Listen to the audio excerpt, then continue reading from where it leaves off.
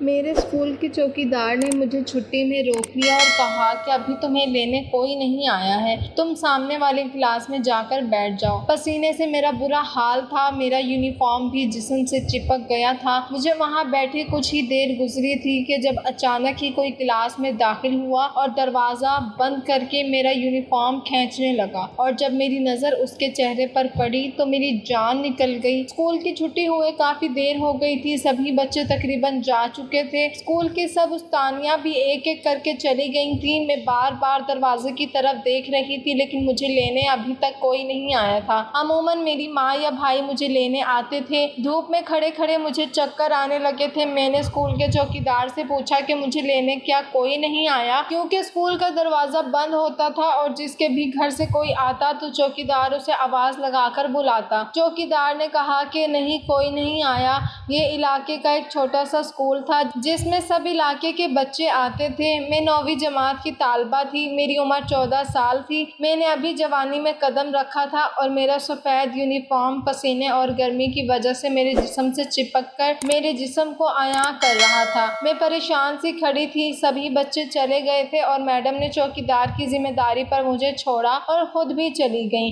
انہیں کسی ضروری کام سے جانا تھا۔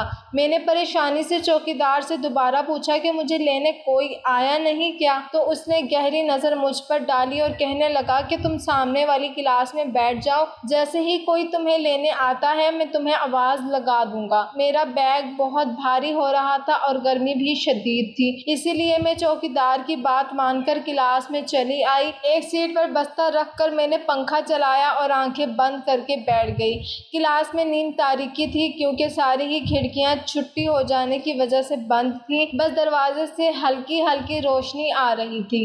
تھوڑی ہی دیر میں مجھے نیند لگ گئی۔ آج اسکول میں میرا ٹیسٹ تھا، اس لیے میں رات دیر سے سوئی تھی اور صبح بھی جلدی جاگ گئی تھی۔ اب جب مجھے کچھ سکون ملا تو نیند مہربان ہونے لگی۔ اچانک ہی کمرے کا دروازہ بند ہونے کی آواز پر میری آنکھ کھلی تو کمرے میں کافی اندھیرا ہو چکا تھا، روشنی آنے کا واحد ذریعہ بھی بند ہو گیا تھا۔ مجھے بس کوئی لمبا چوڑا وجود اپنے قریب آتا محسوس ہوا اور میری جان نکلنے لگی۔ میں نے ہکلاتے ہوئے پوچھا کہ کون ہے، لیکن سامنے سے کوئی جواب نہیں آیا۔ کچھ ہی لمحوں میں وہ شخص میرے بہت قریب آ چکا تھا۔ میری حالت ایسی تھی کہ کاٹو تو بدن میں لہو نہیں۔ اس شخص نے آتے ہی میرے یونیفارم کو کھینچنا شروع کر دیا اور میرے گریبان کے بٹن کھولنے لگا۔ میں نے مزاحمت کرنی چاہی تو اس نے میرے چہرے پر ایک تھپڑ مار دیا۔ میں کرسی سے فرش پر منہ کے بل گر پڑی۔ ایک تھپڑ میں ہی میرے سارے کس بل نکل گئے تھے۔ اس شخص نے آگے بڑھ کر بری طرح سے کھینچ کر مجھے فرش سے اٹھایا اور ٹیبل پر دھکا دے دیا۔ میرے سر سے خون بہنے لگا تھا اور میری گھٹی گھٹی سسکیوں سے کلاس روم گونجنے لگا تھا۔ نہ جانے میری ماں کہاں رہ گئی تھی۔ وہ شخص میرے کان کے قریب جھک کر سرگوشی کرنے لگا کہ اتنا چست یونیفارم پہنتے نہیں گھبراتی ہو تو اب کیوں پریشان ہو رہی ہو؟ پچھلے کتنے دنوں سے میں تمہیں دیکھ دیکھ کر یوں ہی آہیں بھر رہا تھا اور میری قسمت دیکھو، آج تم میرے ہاتھ لگ ہی گئی ہو۔ تمہارا یہ چست جسم سے چپکتا یونیفارم میرے جذبات کا امتحان لے رہا تھا۔ تمہاری گلاب کی کلی کے مانند کھلتی جوانی مجھے بے چین کر رہی تھی۔ آج میں خود کو سیراب کر لوں گا۔ اس شخص کے جملے نے مجھے ہلا کر رکھ دیا تھا جو نہ جانے کب سے میری طاق میں تھا۔ میں نے تو کبھی محسوس ہی نہیں کیا تھا کہ میرا یونیفارم بہت چست ہے۔ مجھے تو ایسے ہی کپڑے پسند تھے، اس لیے میں نے اماں سے لڑ لڑ کر یونیفارم بھی چست سلوایا تھا۔ میں نے اٹھنے کی کوشش کی تو اس نے مجھ پر قابو پا لیا۔ میں نے بہت مشکل سے اس سے التجا کی کہ مجھے چھوڑ دیں، مجھ پر رحم کھائیں۔ میری بات سنتے ہی اس کا مکروہ قہقہ سناٹے میں گونج اٹھا۔ تم جب اپنی جوانی کی نمائش کرتی ہو تب تمہیں ہم پر رحم نہیں آتا کہ ہم کس طرح تمہیں دیکھ کر تڑپتے ہیں؟ آج میں تم پر رحم نہیں کھا سکتا۔ میرے اندر ایک طوفان ہے جسے میں نہیں روک سکتا۔ اور اس کے بعد وہ مجھ پر حاوی ہوتا چلا گیا۔ آنے والا ایک ایک لمحہ موت سے بدتر تھا۔ وہ واقعی ایک طوفان تھا جو مجھے ڈبا رہا تھا۔ میرے لیے سانس لینا بھی محال ہو رہا تھا۔ 1 گھنٹے تک وہ میرے ساتھ زیادتی کرتا رہا۔ میرے جسم کا ایسا کوئی حصہ نہ بچا جہاں اس نے مجھے کوئی نشان نہ دیا ہو۔ میرے لیے سانس لینا بھی محال ہو رہا تھا۔ 1 گھنٹے تک وہ میرے ساتھ زیادتی کرتا رہا اور جب وہ تھک کر پیچھے ہٹا تو اچانک ہی اس کا فون گنگنانے لگا۔ موبائل کی اسکرین کی روشنی جیسے اس کے چہرے پر پڑی تو ادھمری حالت میں یہ دیکھ کر میری جان نکل گئی کہ وہ میرے لیے کوئی اجنبی نہیں تھا، بلکہ میں تو اسے اچھے سے جانتی تھی، اس کی بہت عزت کرتی تھی اور اس نے میری عزت کو تار تار کر دیا تھا۔ جانے سے پہلے اس نے اپنے فون سے میری بہت سی نازیبا تصاویر بنائی اور مجھے دھمکی دی اگر میں نے اپنی زبان کھولی تو وہ بہت آسانی سے میرے گلے میں بدنامی کا توق ڈال دے گا۔ میں اپنی جگہ سن ہو گئی تھی، مجھ میں ہلنے کی بھی سکت نہیں رہی تھی۔ میں بہت مشکل سے اپنا حلیہ درست کرتے اٹھی تو اس نے کہا کہ اسکول کی پچھلی گلی والے دروازے سے نکل جاؤ اور بھول جاؤ کہ ایسا کبھی کچھ ہوا تھا۔ ہاں، اگر میرا دوبارہ دل چاہے گا تو میں تمہیں بتا دوں گا اب کہ تم اپنی مرضی سے آنا،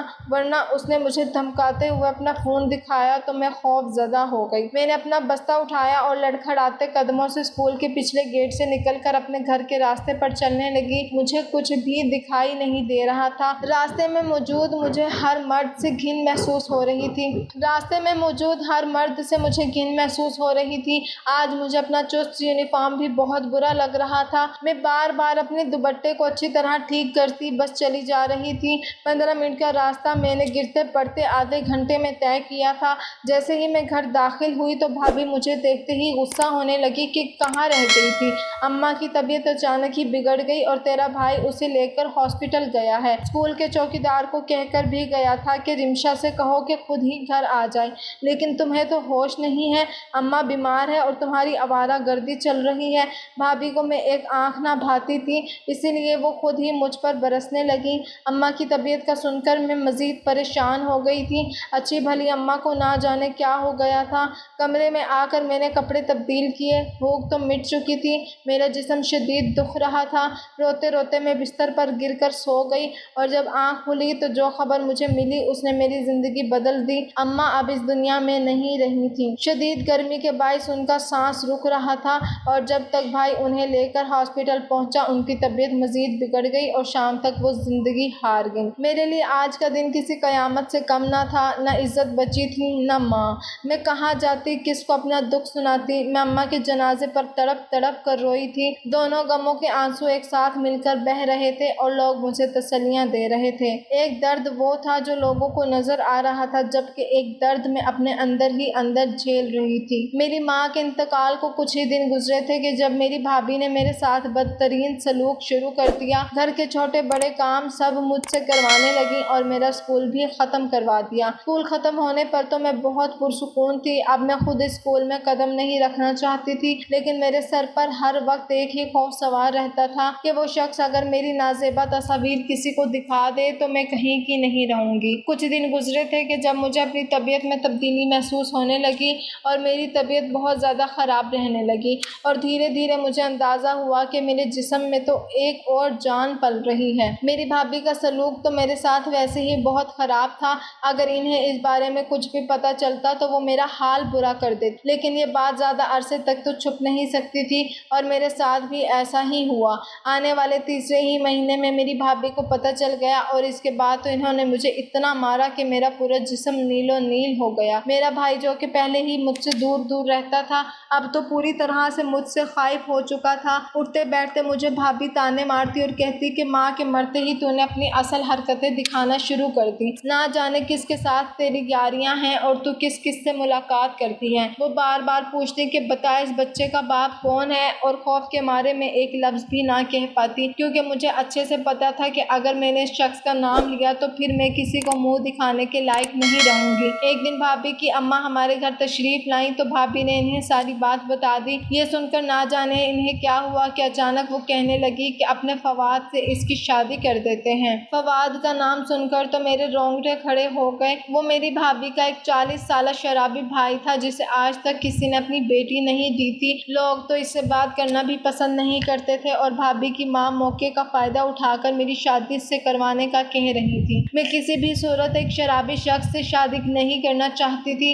میں نے دبے دبے لفظوں میں جب انکار کرنا چاہا تو میرا بھائی اور میری بھابھی میرے خلاف کھڑے ہو گئے اور کہنے لگے کہ اگر ایسی بات ہے تو اس شخص کو لے کر آ جس کا گناہ تو ہمارے سر تھوپنے والی ہے۔ بھائی کی بات سن کر میری بولتی بند ہو گئی تھی۔ ایک طرف کنواں تھا تو دوسری طرف کھائی۔ میں روتے دھوتے نہ چاہتے ہوئے بھی فواد سے نکاح کرنے پر مجبور ہو گئی اور یوں میری بھابھی نے میری شادی اپنی 40 साला शराबी भाई से करवा कर मुझसे अपनी जान छुड़वा ली। सारे मोहल्ले वाले इस शादी पर हैरान थे क्योंकि मैं सिर्फ 14 बरस की थी और भाभी का भाई 40 साल का था। और जब यही बात लोगों ने मेरी भाभी से कही कि क्यों तुम एक यतीम और बेसहारा बच्ची पर इतना बड़ा जुल्म कर रही हो, तो भाभी ने रो रो कर सबको मेरे माँ बनने की खबर सुनाई और कहा कि अगर मैंने इसकी अभी शादी ना की तो ये एक ऐसे बच्चे को पैदा करेगी कि जिसके बाप का हमें इल्म ही नहीं है, और इसके बाद जो बदनामी हमें उठानी पड़ेगी इसका कोई तसव्वुर भी नहीं कर सकता। ये सुनकर तो मोहल्ले वालों ने भी अपने कानों को हाथ लगा लिया कि माँ के मरते ही मैंने कैसा चांद चढ़ाया है। वो लोग जो कल तक मुझसे हमदर्दी कर रहे थे अब मुझ पर थूकने लगे थे। सादगी से मेरा निकाह करवा दिया गया था और मैं रुखसत होकर फवाद के घर आ गई। फवाद के कमरे में बैठे अभी मुझे ज्यादा देर नहीं गुजरी थी कि वो किसी खुले सांड की तरह कमरे में दाखिल हुआ और आते ही दरवाजे की कुंडी लगा ली। वो आज भी पूरी तरह नशे की हालत में था। आते ही इसने मेरे साथ ऐसा ही सलूक करना शुरू कर दिया जैसा कि मैं एक बार पहले भी भुगत चुकी थी, लेकिन इस बार तो मेरे वजूद में एक और जान निकल रही थी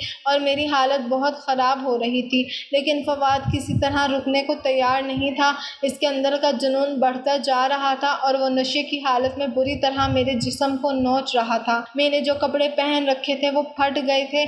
फवाद का बस नहीं चल रहा था कि वो किसी भी तरह अपनी प्यास बुझा ले और इसी वजह से वो मेरे जज्बात को बुरी तरह रौंदता जा रहा था। 14 साल की उम्र में मुझ पर यह कयामत दूसरी बार टूट रही थी, लेकिन मुझे नहीं मालूम था कि अब हर रात ही मेरे साथ ऐसा होने वाला है। फवाद की माँ सारा दिन मुझसे घर का काम करवाती और फवाद सारी रात शराब के नशे में मुझ पर किसी तूफान की तरह बपा रहता। मेरी हालत दिन ब दिन खराब होती जा रही थी, लेकिन किसी को मेरी परवाह नहीं थी। फवाद की माँ को एक मुफ्त की नौकरानी मिल गई थी और इसके बेटे को अपने जज्बात की तस्कीन का सामान मिल गया था। मैं एक जीती जागती लाश बन चुकी थी। सारा वक्त मैं गुमसुम सी घर के काम करती और सारी रात बिस्तर पर पड़ी अजियत बर्दाश्त करती रहती। जब सुबह को फवाद मुझे छोड़कर जाता तो मुझे लगता कि जैसे मुझे एक दफ़ा फिर मरने के लिए ज़िंदगी मिल गई है। मेरे हालात दिन ब दिन ख़राब होते जा रहे थे। एक रोज़ फवाद की माँ ने मुझे सब्ज़ी लेने के लिए बाज़ार भेज दिया क्योंकि इनकी तबीयत ठीक नहीं थी। वो दिन शायद मेरी ज़िंदगी का एक और मनहूस दिन था और अभी मेरी आजमाइश ख़त्म नहीं होने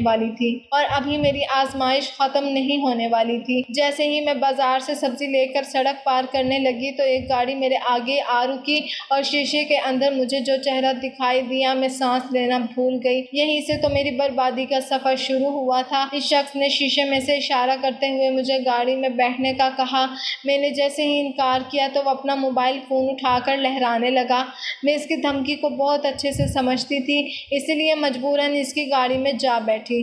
वो तेज़ी से गाड़ी चलाते हुए एक सुनसान जगह पर पहुंच गया और गाड़ी रोककर मेरी तरफ देखने लगा। इसका तो कुछ भी नहीं बिगड़ा था। वो आज भी पहले ही जैसा लंबा चौड़ा और वजीहा मर्द था, लेकिन मेरा सब कुछ ख़त्म हो गया था। मुझे देखकर वो कहने लगा कि तुम तो बिल्कुल मुरझा कर रह गई हो। मैंने इसे बताया कि मैं इसके बच्चे की माँ बनने वाली हूँ। ये सुनकर वो ज़ोर से हंसने लगा और इसने एक ऐसी बात कही कि जिसे सुनकर मेरे कदमों तले से ज़मीन निकल गई। वो कहने लगा कि अपने शराबी शौहर का इनाम मेरे सर डालने की कोशिश ना करो। मैं बहुत अच्छे से जानता हूँ कि तुम्हारी माँ का इंतकाल होने के बाद तुम्हारी शादी तुम्हारी भाभी ने अपने शराबी भाई से करवा दी और अब तुम इससे जान छुड़वाने के लिए इसके औलाद को मेरे सर डालना चाहती हो।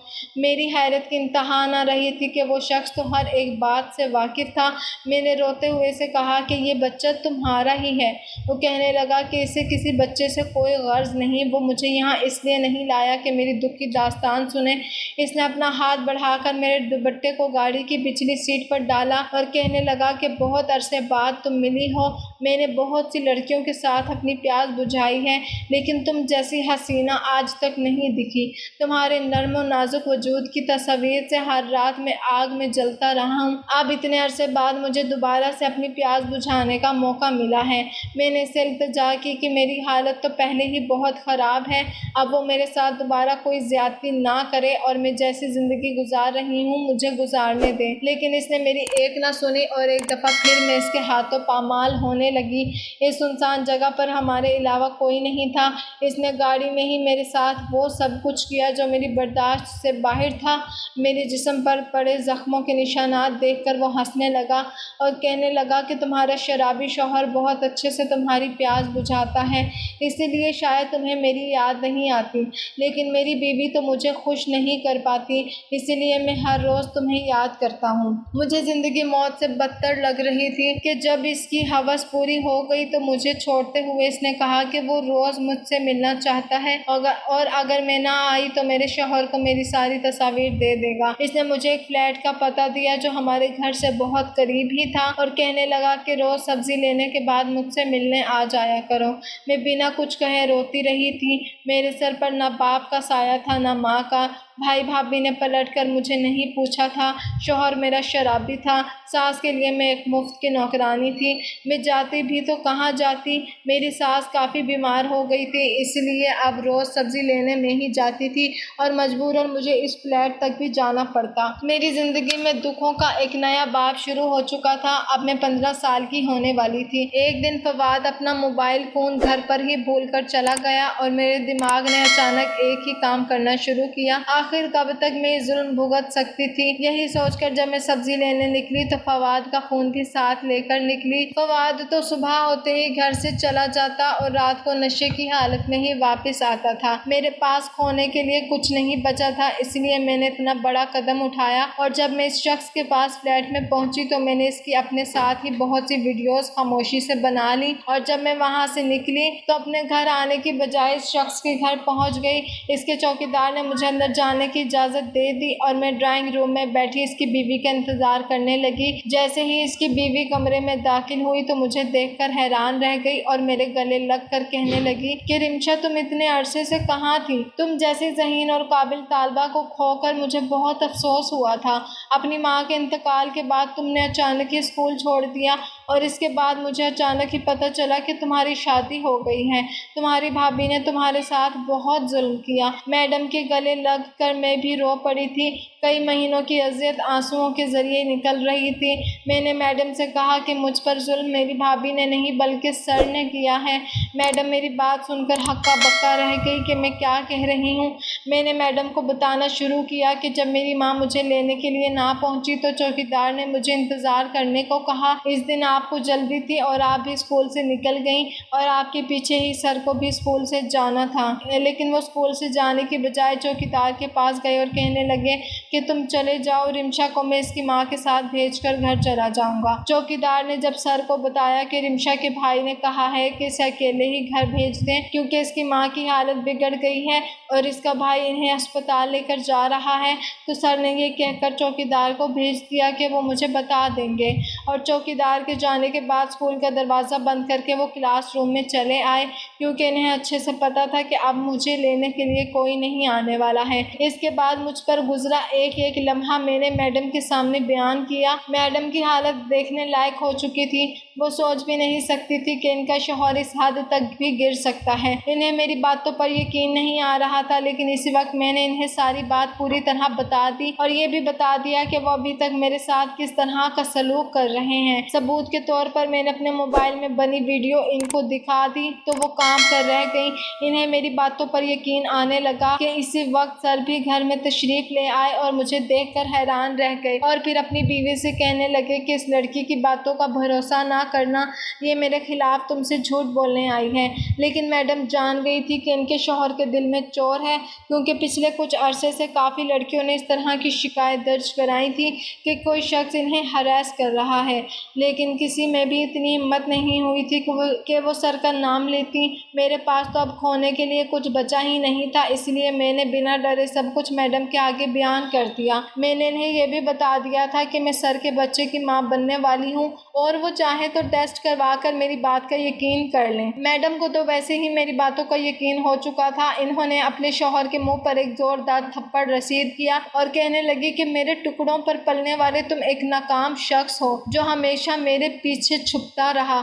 اور میں تمہیں پالتی رہی اور تم نے میرے ساتھ ساتھ ہی ایسا دھوکہ کیا؟ تم آستین کا سانپ نکلے، تم نے میرے ہی اسکول میں پڑھنے والی معصوم بچیوں کی زندگیوں کو داؤ پر لگا دیا، میں تمہیں کبھی معاف نہیں کر سکتی۔ یہ کہہ کر انہوں نے فوراً ہی پولیس کو بلوایا اور اپنے شوہر کو خود پولیس کے حوالے کر دیا۔ میڈم ایک بے اولاد عورت تھی اور سر اسی بات کا فائدہ اٹھا کر ان کے پیسوں پر عیش کر رہے تھے۔ آج جب سارا کچھ کھل کر سامنے آ گیا تھا تو میڈم نے مجھے کہا کہ مجھے پریشان ہونے کی ضرورت نہیں ہے۔ انہوں نے ایک وکیل سے بات کی اور میری طلاق میرے شرابی شوہر سے کروا دی۔ کچھ عرصے میں نے خوبصورت سی بیٹی کو جنم دیا تھا جسے میڈم نے اپنی گود میں لے لیا تھا۔ میں میڈم کے گھر میں ہی رہ رہی تھی۔ میڈم نے دوبارہ سے میری تعلیم کا سلسلہ جاری کروا دیا تھا۔ میری ماں تو اس دنیا میں نہیں رہی تھی لیکن میڈم نے ان کی جگہ لے لی تھی۔ کیس عدالت میں چلنے کے بعد میڈم کے شوہر کو قید با مشقت کی سزا سنا دی گئی۔ ظلم کتنا ہی بڑا کیوں نہ ہو اور ظالم کتنا ہی طاقتور کیوں نہ ہو، لیکن ایک نہ ایک دن اپنے انجام کو ضرور پہنچ کر رہتا ہے۔